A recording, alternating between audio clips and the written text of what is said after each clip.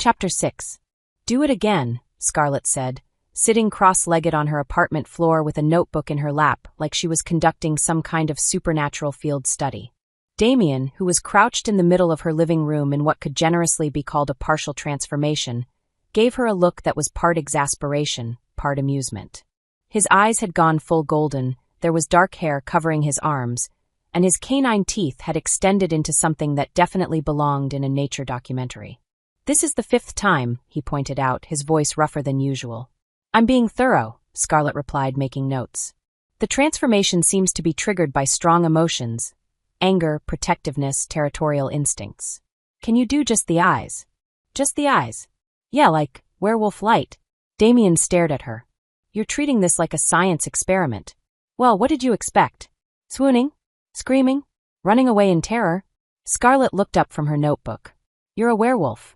That's weird, but it's not the weirdest thing that's happened to me this week. What could possibly be weirder than finding out you're, whatever I am to you, turns into a wolf? Finding out that my whatever you are bought my workplace with embezzled werewolf money to keep me employed," Scarlett replied promptly. "The supernatural stuff is actually kind of cool. It's the controlling, stalkerish, making decisions about my life without asking stuff that's the problem." Damien's shoulders sagged, and some of the wolf features started to fade back to human normal. "I know. I'm working on it. Are you?" Scarlett set down her notebook and looked at him seriously. "Because 3 days ago you nearly killed my ex-boyfriend for touching my wrist. He was hurting you." He grabbed my wrist, Damien. "I've had worse injuries opening pickle jars. But he was threatening, yes. Creepy, absolutely. Potentially dangerous, maybe." Scarlett held up a hand to stop his protest. "But that was my situation to handle. Mine, not yours. You're my mate," Damien said quietly. "I'm my own person first," Scarlett replied firmly. "And if this is going to work, whatever this is, you need to understand that protecting me doesn't mean making my choices for me." Damien was quiet for a long moment, studying her face like he was trying to memorize it. "What if I can't help it? The protective instincts, I mean, they're not entirely human." "Then we'll figure it out together," Scarlett said, echoing her words from the restaurant. "But you have to try." "I can try." "Good." She picked up her notebook again. "Now show me the partial transformation thing again. I want to see if you can control which parts change." What Scarlett didn't know was that while she was conducting her werewolf research session, Jackson was 3 blocks away, having what could charitably be called a complete mental breakdown. "This is a disaster," he muttered to himself, pacing back and forth in his overpriced studio apartment. A complete and total disaster. The plan had been simple. Hire fake boyfriends to make Damien jealous, snap him out of his human obsession, restore pack order. Instead, they'd accidentally hired Scarlett's actual stalker ex-boyfriend. Damien had nearly transformed in public, and now their alpha was spending his evenings at the human's apartment playing supernatural show and tell. Jackson had been watching from the fire escape across the street, perfectly normal pack surveillance, nothing creepy about it, and had witnessed Damien demonstrating his partial transformation abilities like some kind of party trick.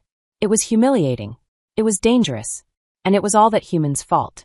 Clearly, Scarlett Hayes needed to disappear. For the good of the pack. For Damien's own protection. For the preservation of werewolf secrecy everywhere. Jackson pulled out his laptop and began researching. How hard could it be to arrange a few accidents? The next morning, Scarlett was walking to work when a piano fell out of the sky. Well, not exactly out of the sky. It fell from the 3rd-floor window of a building she was passing, where a moving company was apparently having the worst day in the history of furniture relocation. The ancient upright piano crashed onto the sidewalk exactly where she would have been standing if she hadn't stopped to tie her shoe 30 seconds earlier. "Holy shit," she breathed, staring at the wreckage. "Are you kidding me? Ma'am, are you okay?" One of the movers came rushing down, looking pale and shaken. "The rope just snapped. We've never had anything like this happen before." "I'm fine," Scarlett said, stepping carefully around the scattered piano keys. "Just really bad timing." She made it to corner grind without further incident, but spent the morning feeling unsettled. Near-death experiences tended to have that effect. "You look like you've seen a ghost," Marcus observed, watching her fumble with the espresso machine. "A piano fell on me this morning." What now?" "Well, not on me exactly. More like where I would have been if I hadn't stopped to tie my shoe." Marcus stared at her. "Girl, are you sure you're not cursed?" Because between the mysterious Suitcase, the billionaire stalker, and now pianos falling from the sky.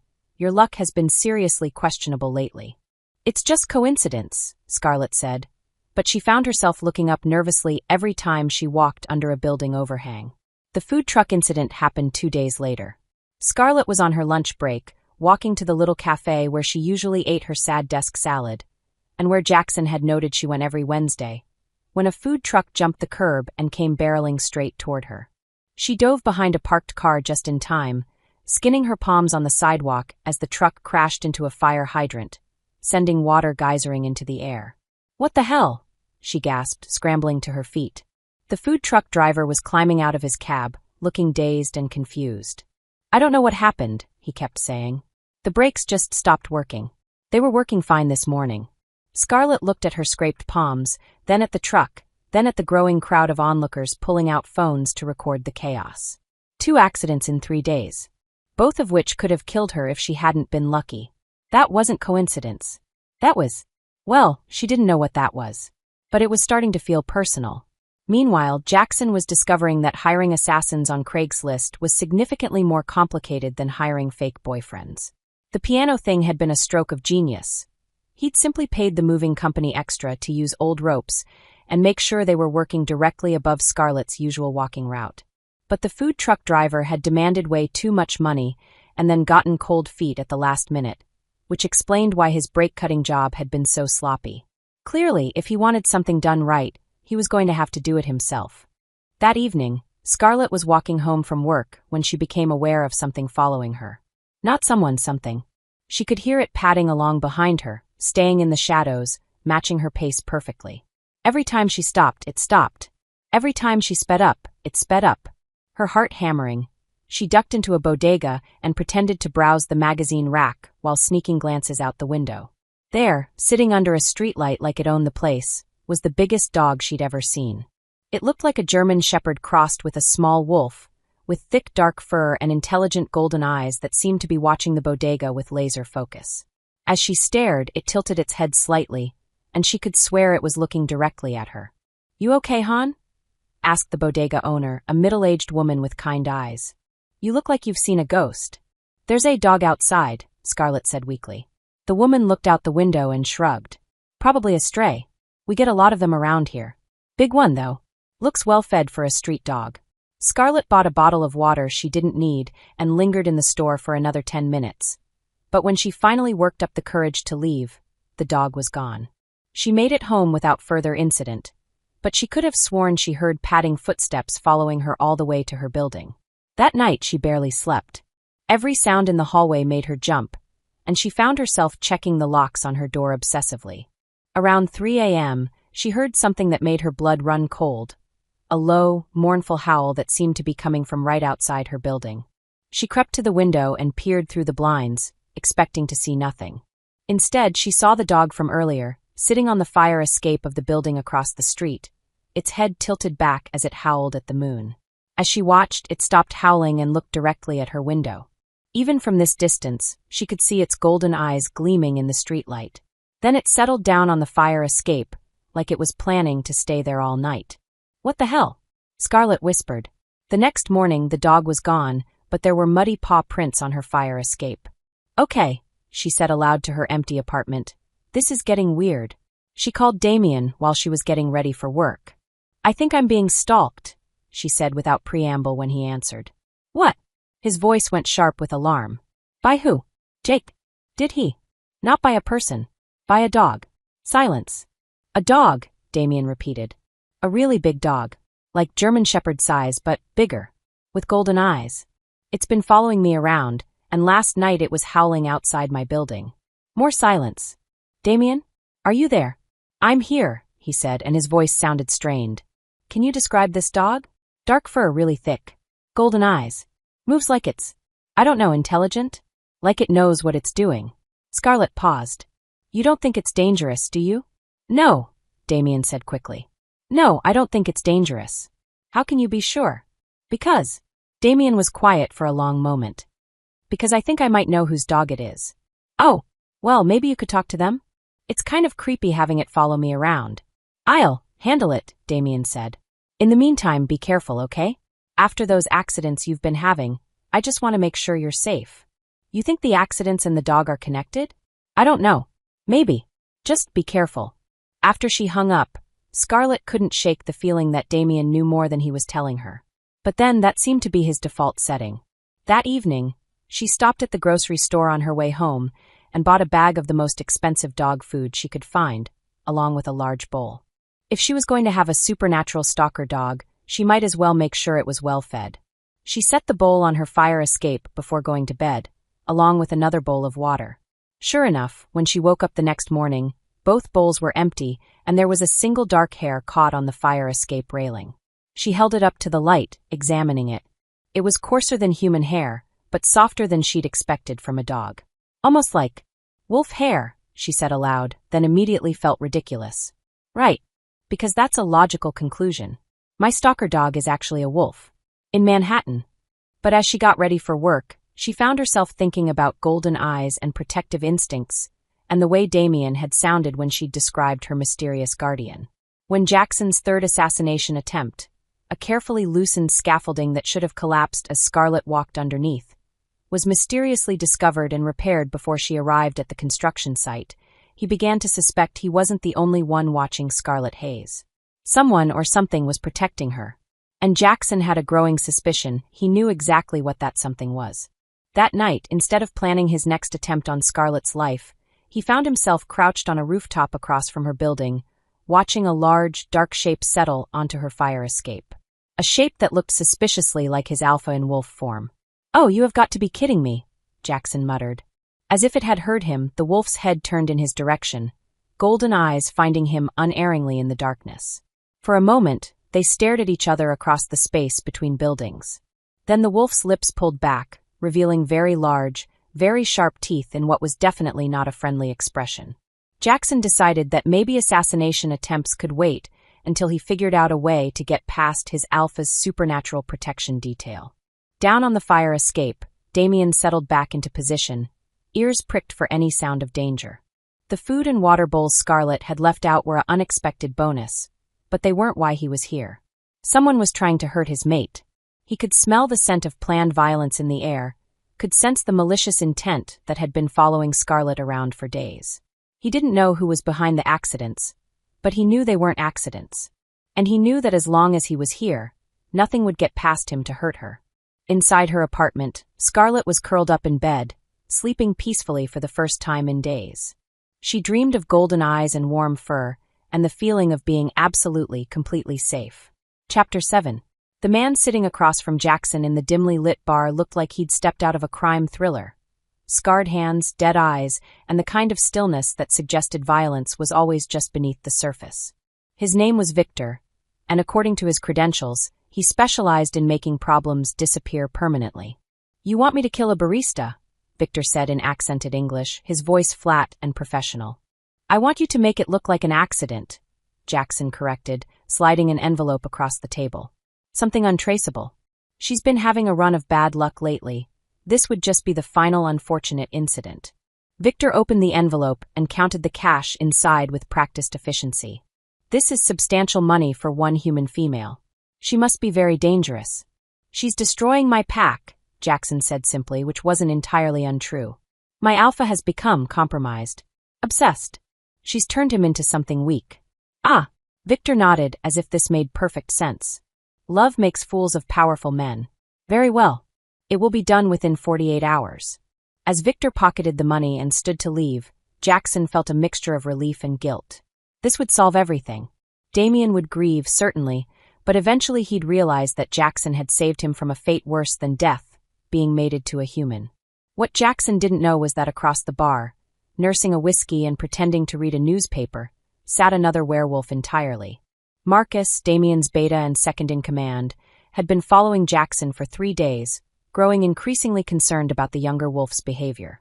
When he saw Jackson hand over an envelope full of cash to a man who reeked of death and gunpowder, he knew the situation had escalated beyond pack politics. As soon as both men left the bar, Marcus was on his phone. "Alpha," he said when Damien answered. "We have a problem. A big one." 40 minutes later, Damien was standing in Marcus's apartment, staring at photographs taken with a telephoto lens, clear shots of Jackson meeting with Victor, the exchange of money, the handshake that sealed Scarlett's death warrant. How long? Damien's voice was deadly calm, but Marcus could see the wolf lurking just beneath his alpha's human facade. Victor's reputation suggests within 48 hours. Probably less. And you're certain about the target? Marcus nodded grimly. I followed him afterward. Jackson went straight to her building, took photos, probably to give Victor a better shot. Damien was quiet for a long moment, staring at the pictures. When he finally spoke, his voice had dropped to something barely above a whisper. He hired someone to murder my mate. Alpha. My own pack member. Someone I trusted. Someone I've known for 15 years. Damien's hands were starting to shake, and Marcus could smell the fury rolling off him in waves. He hired a professional killer to murder the woman I love. What are your orders? Damien looked up, and Marcus saw something in his alpha's eyes that made him take an involuntary step back. It was the kind of cold, calculated rage that had made Damien the most feared werewolf in the tri-state area. Find Victor, Damien said quietly. Convince him to cancel his contract. And if he won't be convinced, then make sure he understands that Scarlet Hayes is under the protection of the Blackthorn Pack. Permanently. And Jackson. The silence stretched out until Marcus began to wonder if his alpha had heard him. Jackson, Damien said finally, is no longer part of this pack. Meanwhile, Scarlet was having what could charitably be described as the worst Tuesday of her life, which was saying something considering her recent track record. It had started when she'd arrived at Corner Grind to find Victoria Sterling waiting for her with a briefcase and an expression that suggested someone was about to have a very unpleasant conversation. Ms. Hayes, Victoria said politely, I think it's time we discussed your employment situation. My employment situation? Scarlet tied her apron with shaking fingers, suddenly certain she was about to be fired. Is this about Damien? Because I know our relationship is complicated, but I've never let it interfere with my work. On the contrary, Victoria interrupted smoothly, this is about the fact that Mr. Blackthorn owns this establishment. Scarlet went very still. I'm sorry, what? Victoria opened her briefcase and withdrew a thick stack of legal documents. Blackthorn Industries acquired Corner Grind Coffee through a subsidiary company approximately 6 months ago. The previous owner was facing bankruptcy, and Mr. Blackthorn purchased the business to prevent its closure. The words seemed to echo in Scarlet's head like gunshots. He bought the coffee shop. Yes. He also personally approved your continued employment, along with a rather substantial raise that you may not have noticed due to creative accounting. Scarlet sank onto one of the cafe's stools, her legs suddenly unable to support her weight. He bought my job. Technically, he bought your workplace. The job you've maintained through your own competence. 6 months ago, Scarlet said slowly. That's when he started coming in here every day, ordering 17 coffees and watching me work. Yes, Mr. Blackthorn has always been hands-on with his investments. The full scope of Damien's deception was starting to hit her like a freight train. He saved my job, without telling me, by buying the entire business. Mr. Blackthorn prefers his charitable works to remain anonymous. Charitable works? Scarlet's voice cracked. Is that what this is? Charity. Victoria's expression softened slightly. Ms. Hayes, I've worked for Mr. Blackthorn for 8 years. I've never seen him take a personal interest in any of his acquisitions before. This wasn't charity. This was something else entirely. Before Scarlet could respond, the bell above the door chimed, and Marcus walked in looking like he'd rather be anywhere else in the world. Ms. Hayes, he said gravely, we need to talk. If this is about Damien, it's about someone trying to kill you. The words hit Scarlet like a physical blow. What? Marcus looked around the cafe, which thankfully was empty except for one customer reading a newspaper in the corner. Perhaps we should speak privately. Victoria, demonstrating the kind of professional competence that probably made her invaluable, smoothly approached the customer and engaged him in conversation about the weather while guiding him toward the exit. As soon as they were alone, Marcus turned to Scarlet with an expression that was equal parts grim and apologetic. Jackson has hired a professional assassin to kill you, he said without preamble. The attempts you've been having, the piano, the food truck, those weren't accidents. And the next one won't be designed to fail. Scarlet stared at him. Someone in Damien's pack is trying to murder me? Jackson believes you're a threat to pack stability. He thinks if you're removed, Damien will return to normal. Normal, Scarlet repeated faintly. Alpha behavior, yes. Jackson doesn't understand that what Damien feels for you isn't obsession. It's genuine pair bonding. To a werewolf, that's sacred. Permanent. Jackson might as well have tried to cut off Damien's arm. The room started to spin slightly. So the accidents were assassination attempts, yes. Jackson hired contractors, people who didn't know about our supernatural nature. When they kept failing, partly due to luck, partly due to Damien's protection, he decided to hire professionals. Damien's been protecting me, Scarlett said slowly, remembering the large dog that had been following her around. The dog outside my building. That's him, isn't it? Marcus nodded. He's been sleeping in wolf form on your fire escape every night for the past week. He could sense the malicious intent around you, even if he didn't know the source. And now you do know the source. Jackson is no longer a member of our pack as of 1 hour ago, Marcus said grimly. The assassin will be discouraged from fulfilling his contract. You're safe. Scarlett looked around the cafe, her workplace, which Damien had bought without telling her. At Victoria, who was tactfully pretending not to listen while reorganizing the sugar packets. At Marcus, who was delivering the news that a werewolf had tried to have her killed like he was discussing the weather. I need some air, she said weakly.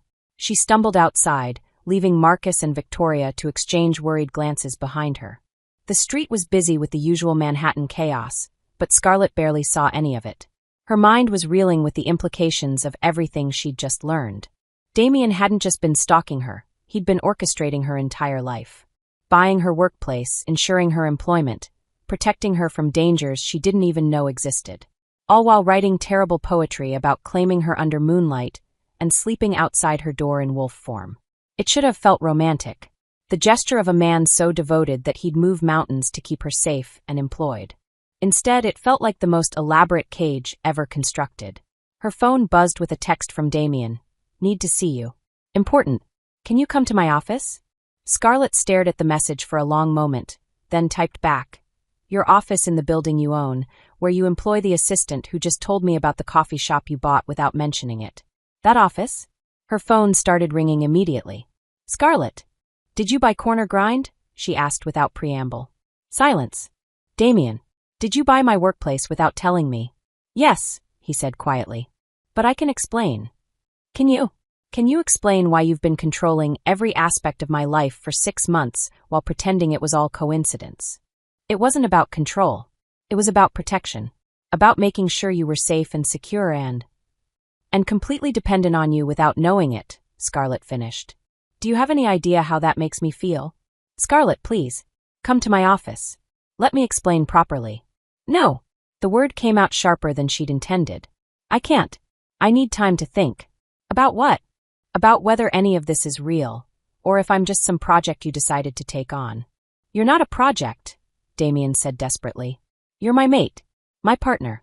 I'm a person, Damien. A person who deserves to make her own choices about her own life. And you've been taking those choices away from me since the day we met. She hung up before he could respond. For the next 3 days, Scarlett avoided every place where Damien might find her. She stayed away from Corner Grind, avoided her apartment except to sleep, and spent most of her time in libraries and parks trying to sort through her feelings. The rational part of her brain understood that Damien had been trying to help. The coffee shop had been failing, she would have lost her job, and he'd stepped in to prevent that. The protection from Jackson's assassination attempts had literally saved her life. But the emotional part of her brain couldn't get past the manipulation. The way he'd orchestrated their meeting, controlled her circumstances, made himself indispensable to her life without her knowledge or consent. On Thursday afternoon, she was sitting in Central Park, trying to read a book, when she became aware of someone approaching. Not Damien, she would have sensed him by now, she'd gotten that attuned to his presence. This was someone else. Someone female, tall, and moving with the kind of confidence that suggested she was used to being noticed. Excuse me, said a voice like honey and silk. Are you Scarlett Hayes? Scarlett looked up to see a woman who belonged on magazine covers. Tall, blonde, with cheekbones that could cut glass, and the kind of effortless elegance that probably came with a trust fund and personal stylists. Yes, Scarlett said warily. The woman smiled, and it was sharp enough to draw blood. I'm Isabel Montgomery. I used to date Damien. Something cold settled in Scarlett's stomach. Okay. I heard about your little situation. The pack politics, the drama. It must be so stressful for you. Isabel's voice dripped sympathy that didn't reach her eyes. especially now that you've discovered how manipulative he can be. I don't think that's any of your business. Of course not. I just wanted you to know that when you inevitably realize this relationship is impossible, some of us understand what you're going through. Isabel sat down on the bench without being invited, close enough that Scarlett could smell her expensive perfume. Damien has a pattern, you know. He finds someone vulnerable, someone who needs saving, and he becomes obsessed with being their hero. Is that what happened with you? Oh no, Isabel laughed, a sound like silver bells with razor edges. I was never vulnerable. That's why it didn't work out. Damien needs to be needed, you see. He needs someone who can't survive without his protection, his money, his intervention. Scarlett felt something ugly twist in her chest. And you think that's me? Isn't it? Isabel's smile was all teeth. You're a barista, darling. He's a billionaire. He bought your workplace, your security, probably your loyalty too. Without him, what do you have? I have myself, Scarlett said quietly, but even as she said it, she could hear the doubt in her own voice. Do you? Or do you just have what he's allowed you to keep? Isabel stood up, smoothing down her designer dress. I'm not trying to be cruel, Scarlett. I actually think you seem lovely. But Damien will never see you as an equal. You'll always be his project, his charity case, his little human pet who needs to be managed and protected. She walked away, leaving Scarlett sitting alone on the bench with her thoughts spinning in increasingly dark directions. Was that what she was to Damien? A project? A charity case? But even as the doubts swirled in her mind, another emotion was building underneath them. Something hot and possessive and completely irrational. Because regardless of what Isabel had said, regardless of Damien's manipulations and controlling behavior, one fact remained clear. Damien was hers. And no perfectly manicured ex-girlfriend with designer everything and a trust fund was going to change that. Which was how Scarlett found herself doing something she'd never done in her entire life. Stalking someone. She followed Isabel from the park to an upscale restaurant, where the blonde woman met with two other women who looked like they'd stepped out of the same catalog. They spent 2 hours discussing what sounded like plans to accidentally run into Damien at various social events over the next week. By the time Scarlett left the restaurant, she was seeing red. That evening, she called Damien for the first time in 3 days. Scarlett, he sounded breathless, like he'd run to answer the phone. Are you okay? Are you safe? I've been going crazy not knowing. I'm fine, she cut him off.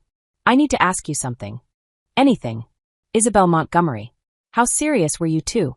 Silence. Damien. Not very, he said carefully. We dated for a few months last year. Why? She came to see me today. Had some very interesting things to say about your patterns. Scarlett, whatever she told you. She's planning to run into you at the Hartley Foundation Gala tomorrow night, Scarlett interrupted. Along with her friends. They're going to make sure you know I'm not there. I don't care about Isabel or any gala. I care about you. Good, Scarlett said, surprising herself with the possessive edge in her voice.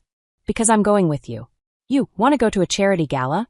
I want to make sure every woman there knows you're taken, Scarlett said, then immediately flushed at her own words.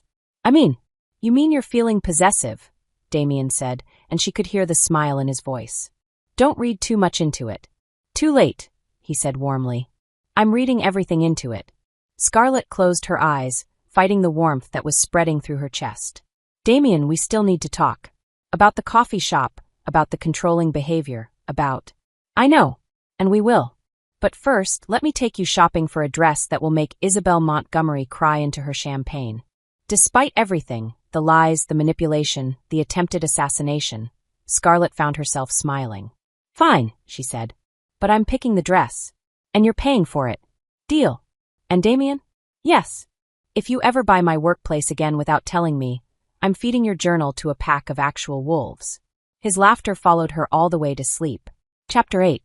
The Hartley Foundation Gala had been a complete success, if by success you meant Scarlett had established dominance over Isabel Montgomery, so thoroughly that the blonde had actually fled to the bathroom in tears.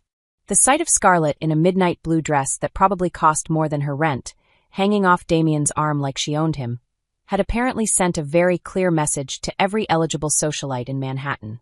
Damien was hers. End of discussion. But their moment of triumph was short-lived.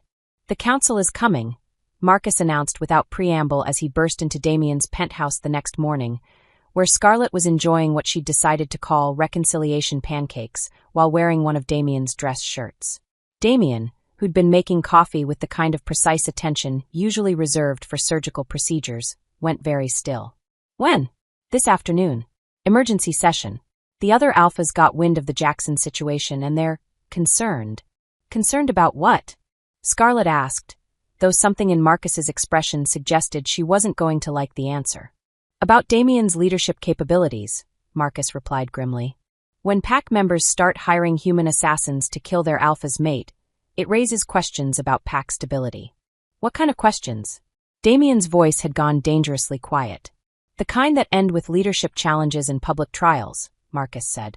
They want to evaluate whether your attachment to. He glanced at Scarlett apologetically. To a human has compromised your ability to lead. Scarlett set down her fork. They want to put Damien on trial for dating me? They want to determine whether he's fit to remain alpha, Marcus corrected. The council has the authority to strip pack leaders of their position if they're deemed unstable. Unstable, Scarlett repeated flatly. Compromised by human attachment, Marcus clarified. It's happened before. Alpha Stevens 3 years ago. He mated with a human, lost focus on pack priorities, and when his beta challenged him. I remember what happened to Stevens, Damien interrupted. The question is whether they're planning to offer me the same choice. What choice?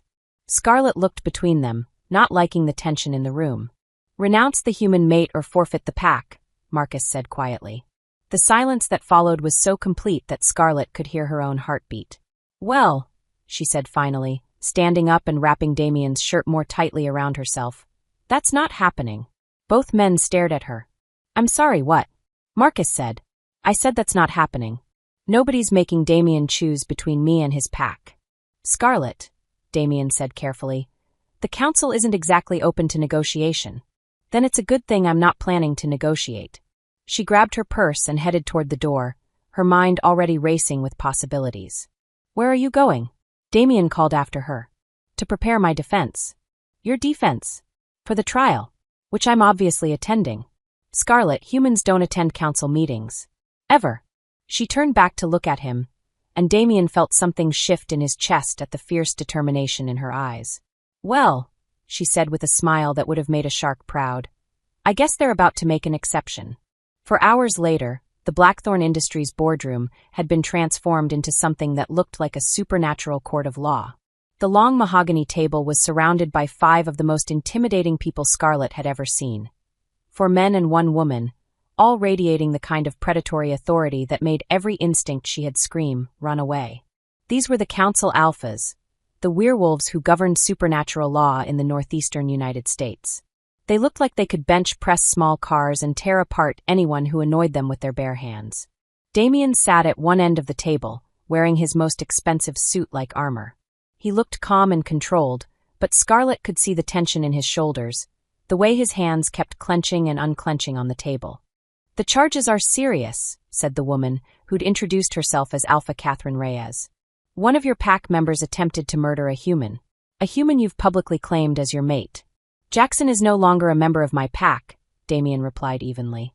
The damage is done, growled Alpha Robert Kane, a man who looked like he'd stepped out of a Viking saga. A pack member's actions reflect on their alpha's leadership. The fact that he felt justified in taking such extreme action suggests deeper instability. With respect, Damien said, his voice carefully controlled. Jackson's actions were those of a rogue wolf. I dealt with the situation as soon as I became aware of it. By banishing him from the pack, said another alpha, a younger man with silver eyes that seemed to see everything. But the question remains, what drove him to such extremes in the first place? The answer hung in the air, unspoken but understood by everyone in the room. Scarlett, your attachment to this human has caused unprecedented disruption, Alpha Reyes continued. Pack members hiring assassins, public scenes in restaurants, your own beta questioning your judgment. This level of chaos is unacceptable. The chaos, came a voice from the doorway, is temporary.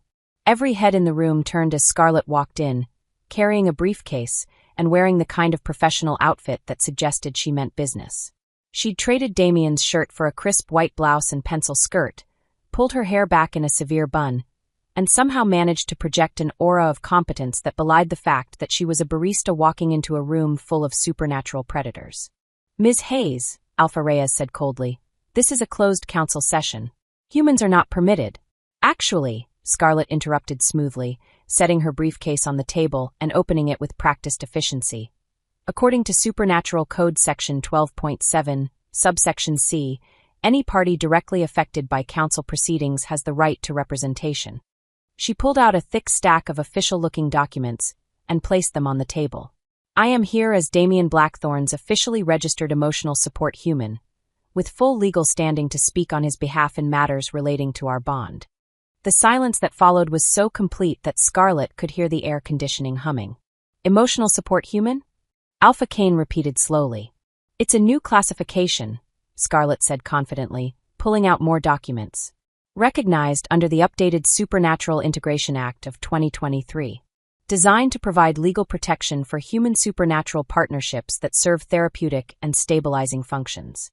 She handed copies of the documents to each Alpha, watching as they examined the official seals and legal language with growing confusion. This is... Alpha Reyes flipped through the pages, frowning. This is surprisingly comprehensive.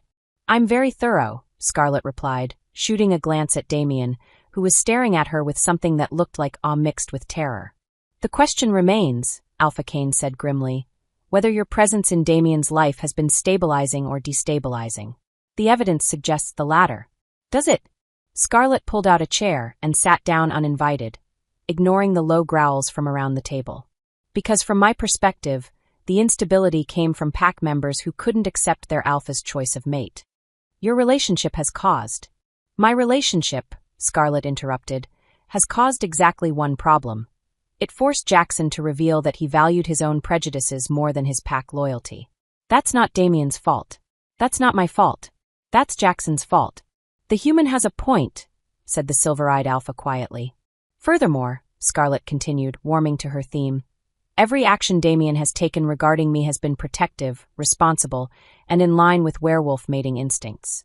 He secured my employment, ensured my safety, and defended me from threats. These are the actions of a stable, committed Alpha. He also embezzled pack funds, Alpha Kane pointed out. To buy a failing business and save jobs, Scarlett shot back. How is helping humans maintain their livelihoods contrary to pack interests? Isn't pack leadership supposed to include community stewardship? The Alphas exchanged glances, and Scarlett could see she'd scored a point. The poetry, Alpha Reyes said weakly, was concerning. The poetry was private, Scarlett replied firmly. And frankly, I don't see how Damien's creative expression, however questionable his font choices, reflects on his leadership abilities. Font choices? The silver-eyed Alpha looked confused. Comic Sans, Damien muttered, his face turning red. Oh, for crying out loud, Scarlett said, standing up and beginning to pace around the table. You want to know the truth about my relationship with Damien Blackthorne? Fine. Here's the truth. She stopped behind Damien's chair, placing her hands on his shoulders. He's a control freak with boundary issues who bought my workplace without telling me and has questionable interior decorating choices. She gestured vaguely in the direction of his penthouse. Seriously, who needs a golden toilet seat? Who even thinks of that? Several Alphas were now trying not to smile. He writes terrible poetry in fonts that should be banned by international treaty. He stalked me for 6 months before working up the courage to talk to me. And he has a disturbing tendency to make major life decisions on my behalf without consulting me. Damien looked up at her with an expression of growing alarm. But, Scarlett continued, her voice softening, he also spent his own money to save my job when I didn't even know it needed saving.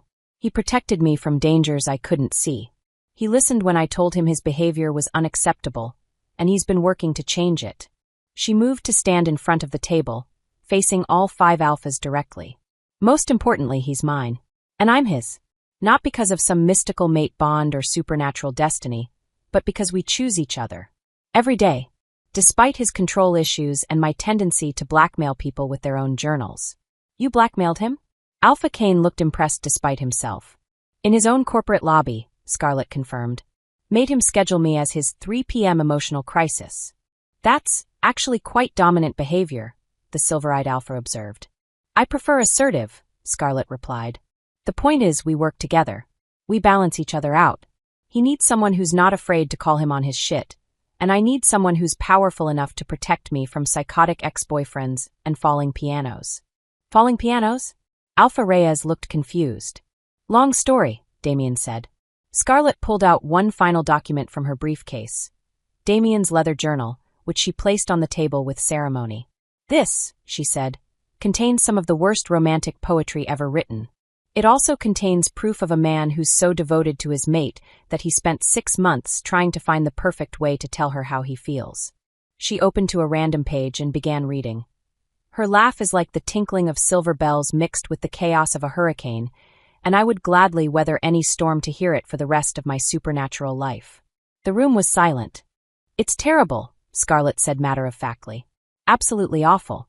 But it's also proof that this man loves me enough to embarrass himself on paper on a regular basis. And honestly, what more could you ask for in a mate? Alpha Reyes cleared her throat. Ms. Hayes, may I ask where you obtained these legal documents? The emotional support human classification is quite specialized. Scarlett smiled innocently. Oh, I made them up. The silence that followed was deafening. You made them up? Alpha Kane's voice was dangerously quiet. Completely fabricated, Scarlett confirmed cheerfully. I spent 3 hours at Kinko's with a laminator and some very official-looking letterhead I found online. You walked into a council meeting with fake legal documents, the silver-eyed Alpha said slowly. I walked into a council meeting with the audacity to defend my mate, Scarlett corrected. The documents were just for dramatic effect. Alpha Kane started to laugh, a sound like boulders falling down a mountain. Either you're completely insane, he said, or you're exactly the kind of mate an alpha needs. Both, Scarlett replied without hesitation. Both, Alpha Reyes agreed, looking at Damien with something that might have been respect. She's either your true mate or she's going to get you killed. Possibly both. Probably both, Damien said, reaching up to take Scarlett's hand. And I'm completely fine with that. The question, said the silver-eyed Alpha, is whether the pack can accept her. The pack, came a voice from the doorway, already has. Everyone turned to see Marcus entering the room, followed by Lydia, Elena, and several other pack members Scarlett recognized from the office intervention. We've been discussing the situation, Marcus said formally, and we've reached a consensus. Which is? Alpha Reyes asked. Scarlett Hayes may be human, Lydia said, but she's also the first person to successfully blackmail our Alpha, publicly humiliate him, and make him write better business proposals because he's desperate to impress her. My quarterly reports have improved significantly since we started dating, Damien admitted. She's made him better, Elena added. More grounded, more human, which somehow makes him a better alpha. Plus, Marcus said with a grin, she threatened to feed his poetry to actual wolves if he stepped out of line again. We respect that level of creative problem-solving. Alpha Kane looked around the table at his fellow council members. All in favor of recognizing Scarlett Hayes as Damien Blackthorne's official mate and accepting their bond. 5 hands went up. Motion carried, Alpha Reyes said. Congratulations, you're officially mated to a werewolf. Great, Scarlett said, sinking into her chair with relief. Can I keep the $2 million as emotional damages? What $2 million? Alpha Kane asked. The embezzled pack funds, Damien said weakly. She still has the original suitcase. You're letting your mate keep embezzled money? Alpha Reyes looked amused. I figured she'd earned it, Damien replied. Between the stalking, the secret business purchases, and the assassination attempts, emotional damages seemed reasonable. What are you planning to do with $2 million? The silver-eyed Alpha asked curiously. Scarlett grinned. Expand Corner Grind into a supernatural-friendly cafe. Somewhere pack members can have their meetings over artisanal lattes instead of in corporate boardrooms. Maybe add some soundproofing for the howling. That's actually quite practical, Alpha Reyes said approvingly. I'm very practical, Scarlett agreed. Which is why I'm also establishing ground rules for this relationship. She pulled out a handwritten list and cleared her throat. Rule 1, no more stalking. If you want to spend time with me, ask like a normal person. Agreed, Damien said immediately. Rule 2, no more secret business purchases. If you want to help me financially, we discuss it first. Agreed. Rule 3, absolutely no more Comic Sans love poetry. Times New Roman minimum, preferably something with serifs. Agreed, though I reserve the right to continue writing terrible poetry in acceptable fonts. That's fair, Scarlett conceded. Rule 4, pack meetings at the cafe come with a 20% discount, but you have to clean up after yourselves. I'm not running a werewolf daycare. Marcus raised his hand. What about Jackson? Scarlett's smile turned predatory. Jackson gets to be the pack coffee fetcher. Permanently. Every meeting, every gathering, every social event, he's in charge of the coffee orders. That's, Alpha Kane considered this, actually quite humiliating for a werewolf. It's perfect, Damien said, looking at Scarlet with obvious adoration. Remind me never to cross you. Too late, Scarlet replied cheerfully. You already embezzled money and bought my workplace. You're on probation for at least 6 months. What does probation involve? You'll find out. As the council meeting officially dissolved into what looked suspiciously like a supernatural celebration, complete with impromptu howling and backslapping, Scarlet found herself pulled aside by Alpha Reyes. You realize, the older woman said quietly, that mating with a werewolf is permanent. As in, forever. As in, longer than human lifespans typically allow. Scarlet looked across the room at Damien, who was currently being congratulated by Alpha Kane on his exceptional mate choice, while Marcus regaled the group with the story of her lobby poetry reading. You know, she said thoughtfully, 6 months ago, the most exciting thing in my life was remembering to water my plants. Now I'm mated to a werewolf billionaire who writes terrible poetry and has a pack of supernatural predators who think I'm either insane or brilliant. And, Alpha Reyes prompted. And I've never been happier, Scarlet admitted. Even if he does have questionable taste in toilet accessories. Alpha Reyes laughed. Welcome to the pack, Scarlet Hayes. Try not to get him killed. No promises, Scarlet replied, watching as Damien caught her eye across the room and smiled. The kind of smile that made her heart do complicated things in her chest. But I'll do my best. 6 months later, Corner Grind Supernatural Cafe was the most popular werewolf hangout in Manhattan, featuring ethically sourced coffee, monthly pack meetings in the soundproofed back room, and a prominent sign reading, "No howling during business hours." Jackson, true to his punishment, had become the most efficient coffee fetcher in werewolf history, though he still grumbled about it regularly. And somewhere in Damien's office, locked in a drawer marked, "Never read aloud again," sat a new leather journal, this one written in elegant Times New Roman font, containing poetry that was only slightly less terrible than the original, but infinitely more treasured. After all, some things were worth keeping, even if they were written by a control-freak werewolf billionaire with questionable interior design choices and a tendency to solve problems by throwing money at them. Especially when that werewolf was yours. Epilogue, ever after, with better coffee. 2 years later, Scarlet woke up to the sound of howling. Not the terrifying, spine-chilling howling that had once made her think she was being stalked by a supernatural predator. This was more like the frustrated howling of a supernatural predator who'd discovered the coffee machine was broken. Again. Damien, she called without opening her eyes. If you broke another espresso machine, you're buying the industrial-grade one this time. The howling stopped, replaced by the sound of footsteps padding across the hardwood floor of their shared apartment. A moment later, the bed dipped as Damien climbed back in, pressing a kiss to her shoulder. It's not broken, he said, his voice still rough from sleep and probably a little bit of residual wolf. Marcus tried to make his own coffee and may have experimented with the settings. What kind of experimenting? The kind that resulted in coffee strong enough to wake the dead and foam that achieved sentience. Scarlet opened one eye to look at him. His hair was sticking up in 12 different directions, there were coffee stains on his pajama pants, and he looked like he'd been wrestling with kitchen appliances. He was perfect. How sentient are we talking? It spelled out, "Help me," in the foam before dissolving. Impressive. She rolled over to face him properly, noting the fond exasperation in his storm-gray eyes. How long has Marcus been down there? Since 5 a.m. He's nervous about the interview. Today was the day Marcus was interviewing for a position as a social worker specializing in supernatural youth integration.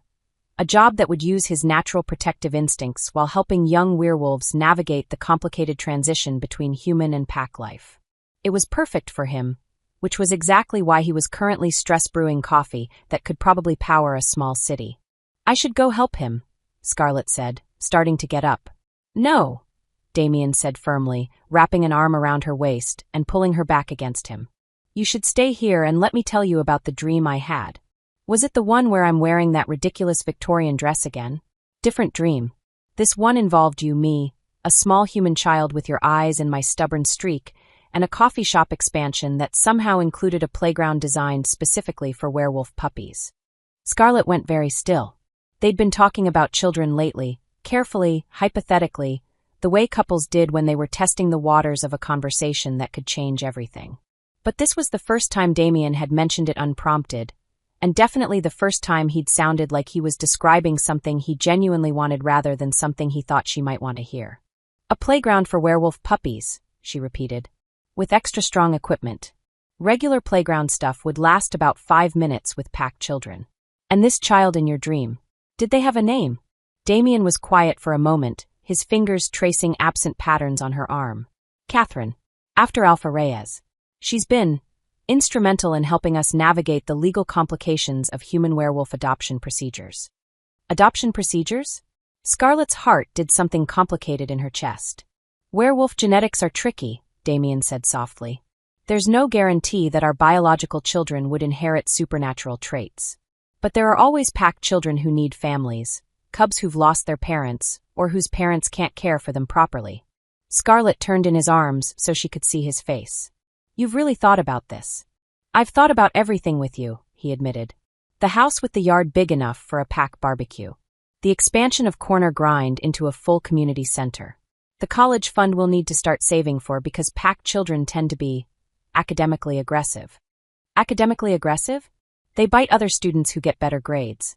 Of course they do. Scarlett laughed, then sobered as the full implications of what he was saying hit her. Damien, are you asking me what I think you're asking me? Instead of answering, he reached over to the nightstand and pulled out a small velvet box. Scarlett's breath caught in her throat. Oh my God. I know we said no more major life decisions without discussing them first, Damien said, sitting up and looking suddenly nervous in a way that reminded her of the man who'd once ordered 17 lattes just to watch her work. But I wanted to be prepared, for when the moment felt right. And this moment feels right, Scarlett asked, her voice coming out slightly breathless. This moment, Damien said, opening the box to reveal a ring that managed to be both elegant and practical.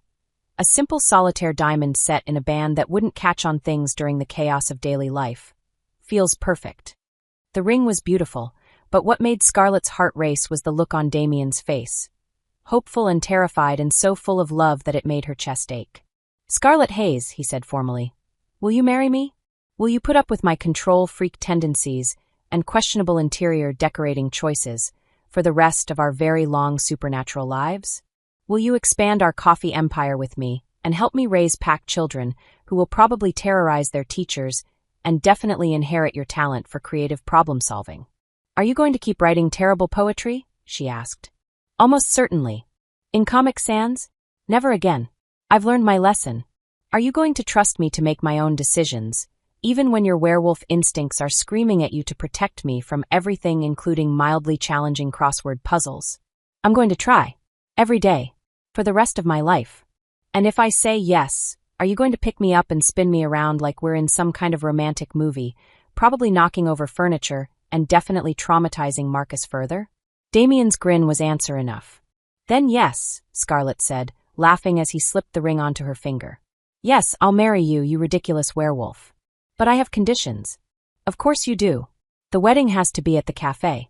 And Marcus gets to be your best man because he's the one who actually told me about the assassination attempts. Done. And Jackson has to cater it. As part of his ongoing penance. That's either very generous or very cruel. Both, Scarlett said cheerfully. Just like me. Damien did indeed pick her up and spin her around, and they did indeed knock over the bedside lamp, which crashed to the floor with a sound loud enough to wake half of Manhattan. From downstairs came Marcus's voice. Everything okay up there? We're engaged, Scarlett called back. The resulting howl of joy was loud enough to set off car alarms in a 3-block radius. 6 months later, Corner Grind Supernatural Cafe was decorated with fairy lights, white flowers, and a banner that read "Congratulations to our favorite control freak and his emotional support human." The cafe had been transformed for the occasion, with the tables pushed aside to create space for dancing and the espresso machine draped in white tulle that made it look like a very caffeinated wedding cake. The guest list was an eclectic mix of supernatural creatures, coffee shop regulars, corporate executives, and one very nervous ex-boyfriend who'd somehow ended up on the invitation list due to what Scarlett insisted was closure, but everyone else suspected was spite. Jake Morrison sat in the back row, looking like he'd rather be anywhere else in the world, occasionally glancing at the exits like he was planning an escape route. which, considering he was surrounded by werewolves who remembered his assassination-adjacent behavior, was probably wise. "I still can't believe you invited him," Marcus murmured to Scarlett as she stood at the makeshift altar, the cafe counter, decorated with flowers and a sign reading, "Order here for eternal happiness." "I wanted him to see what a healthy relationship looks like," Scarlett replied, adjusting her simple white dress. Elegant but practical, perfect for a woman who'd probably be cleaning up after werewolves later. "Also, I may have mentioned to a few pack members that he was here, and I'm curious to see how long he lasts." "You're diabolical." "I prefer thorough." The ceremony itself was officiated by Alpha Reyes, who'd gotten ordained online specifically for the occasion and took obvious pleasure in pronouncing them, mated for life, may the moon witness their bond, and their bank accounts survive their joint business ventures. Damien's vows included promises to love, honor, and refrain from buying any more businesses without explicit written permission, while Scarlett's included a commitment to love, cherish, and only occasionally threaten to feed your creative writing to actual wolves. The first dance was to a song Marcus had specially commissioned called Lattes in Love, which was either the most romantic thing anyone had ever heard or the most ridiculous, depending on your perspective on supernatural country music. "No regrets," Damien murmured as they swayed together, surrounded by their chosen family of werewolves, humans, and one very efficient former assassin who'd been hired as wedding security and seemed to be enjoying his new career in event management. "About marrying a werewolf billionaire who once embezzled money to buy me a coffee shop?" Scarlett pretended to consider this. "Ask me again in 50 years. 50 years? Werewolf lifespans, remember? I'm going to be dealing with your control freak tendencies for a very long time." "Lucky you." "Lucky me," she agreed and meant it. The real surprise came during the reception, when Victoria Sterling, who'd appointed herself wedding coordinator with her usual ruthless efficiency, announced that it was time for the traditional pack gift presentation. "Traditional pack gift?" Scarlett whispered to Damien. "Is that a real thing?" "It is now," he whispered back, looking as confused as she felt. One by one, the pack members came forward with gifts that ranged from practical Marcus, a commercial-grade espresso machine that could withstand werewolf strength, to absurd Lydia, a leather-bound journal with not-for-comic sans embossed on the cover, to genuinely touching Elena, a hand-carved wooden sign reading Blackthornhays Pack Den for their future home. Even Jackson, looking properly chastened in his role as head caterer, presented them with a gift. A certificate for a year's worth of free coffee service for any pack meetings, family gatherings, or emotional crises requiring caffeine intervention. "This is actually quite thoughtful," Scarlett told him, and watched him flush with what might have been pride. "I've learned a lot about customer service," he replied. "Mostly about how terrifying you are when someone screws up your order. I prefer motivational." The final gift came from Alpha Reyes, who stood up with the kind of ceremonial solemnity usually reserved for supernatural court proceedings. "Scarlett Hayes Blackthorn," she said formally, "the council has reached a decision regarding your status within the supernatural community." Scarlett felt Damien tense beside her. They'd been waiting for months to hear whether the council would officially recognize her as pack family, or if she'd remain perpetually classified as a human affiliate with special privileges. "We hereby grant you full status as pack matriarch," Alpha Reyes continued, "with all the rights, responsibilities, and legal protections that entails.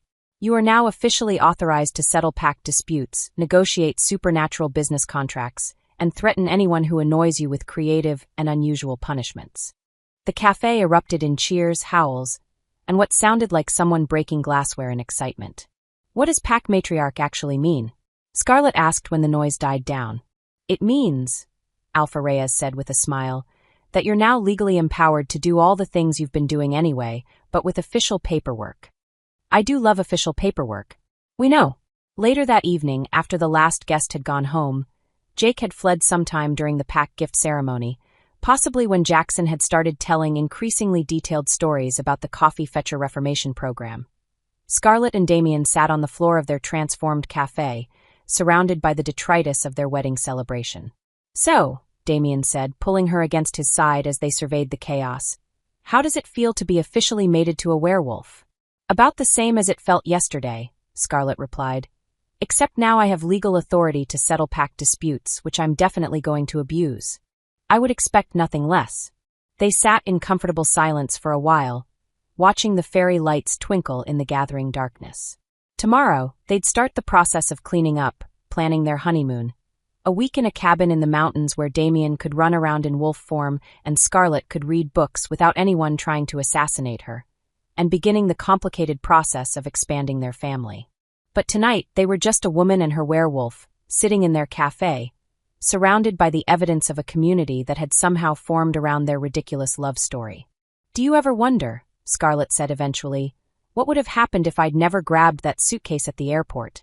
You mean if you'd never discovered my terrible poetry and embezzled werewolf money? And if you'd never worked up the courage to actually talk to me instead of just ordering 17 lattes every day like a supernatural stalker?" Damien considered this.